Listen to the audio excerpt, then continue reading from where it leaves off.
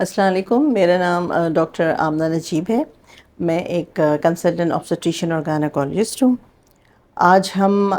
بات کریں گے فائبرائڈس کی۔ فائبرائڈ جو ہے وہ بچے دانی کی رسولیاں عام طور پر جنہیں ہم کہتے ہیں، یہ بچے دانی کی جو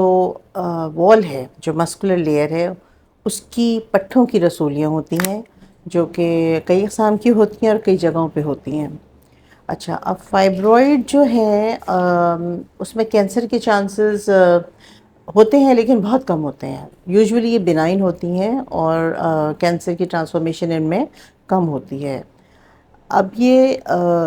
کیونکہ بہت کامن ہے، اس ان کی یوزول جو سمٹمز ہیں وہ یہ ہے کہ یا تو یہ اگر بہت بڑی بڑی ہو جاتی ہیں اور آپ کو پتہ نہیں چلتا تو پھر یہ آپ کو پریشر سمٹم دیتی ہیں، جیسے آپ کو پیشاب پخانے کی تکلیف ہو جائے گی، اور آپ کو بیک ایک رہے گا، یا آپ کو پیٹ میں نیچے کی طرف بھاری پن محسوس ہوگا۔ اور اگر کچھ فائبرائڈ ایسے ہیں جو کہ بچے دانی کے بہت اندر تک آ گئے ہیں تو وہ پھر آپ کو بلیڈنگ ڈس آرڈر کرتے ہیں۔ اس میں آپ کو ماہواری کی تکلیف شروع ہو جاتی ہے، کبھی کبھی ماہواری بہت زیادہ ہوتی ہے، اتنی زیادہ ہوتی ہے کہ آپ کی ہیموگلوبن بہت ڈراپ ہو جاتی ہے، اور اس حد تک کہ کبھی کبھی آپ بے ہوش بھی ہونے لگتی ہیں۔ اور کیونکہ ہمارے سوشل کسٹم ایسے ہیں کہ عورتیں جو ہیں وہ ماہواری کی کسی تکلیف کو بتاتے ہوئے تھوڑی شرم محسوس کرتی ہیں اور وہ کھل کے بات نہیں کرتی ہیں۔ لیکن اگر ایسی کوئی پرابلم ان کے ساتھ ہے، کوئی مسئلہ ہے، تو انہیں چاہیے کہ وہ پراپر کوالیفائڈ ڈاکٹر کے پاس جائیں، اپنی پرابلم کو ڈسکس کریں تاکہ وہ اس کے حساب سے ان کا علاج جو ہے وہ علاج کر سکیں۔ اچھا، اب فائبرائڈ اگر ینگ فیمیلز میں بیسیکلی یہ ایک فرٹائل ایج گروپ کی پرابلم ہے، کیونکہ ہارمون ڈیپینڈنٹ ہے تو اس عمر میں زیادہ ہوتے ہیں، جو بچہ پیدا کرنے والی عمر ہے، جو ینگ فیمیلز ہیں۔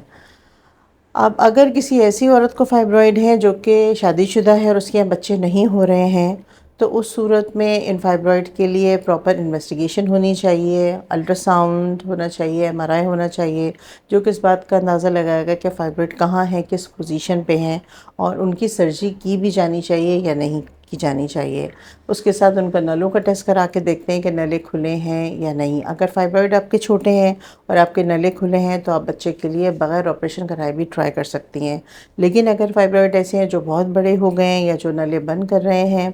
نلوں پہ پریشر ڈال رہے ہیں، یا آپ کو بہت زیادہ بلیڈنگ کر رہے ہیں، تو اس صورت میں ان فائبرائڈ کی سرجری کرائی جاتی ہے، جو کہ لیپروسکوپی کے ذریعے بہت آرام سے ہو جاتی ہے۔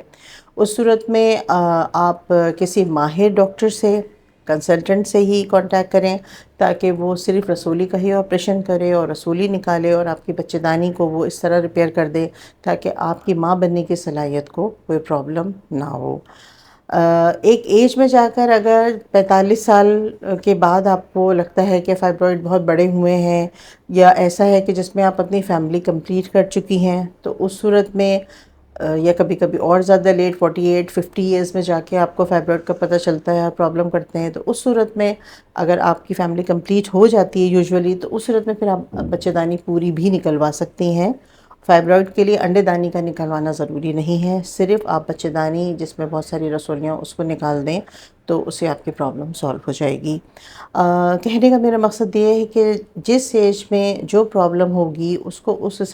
اس ایج کے حساب سے اور آپ کی پرابلم کے حساب سے اور آپ کی بچے پیدا کرنے کی جو خواہش ہے اس کو مد نظر رکھتے ہوئے ہی اس کا علاج جو ہے وہ تجویز ہوگا۔ ہر رسولی کا علاج جو ہے وہ بچے دانی نکالنا نہیں ہے۔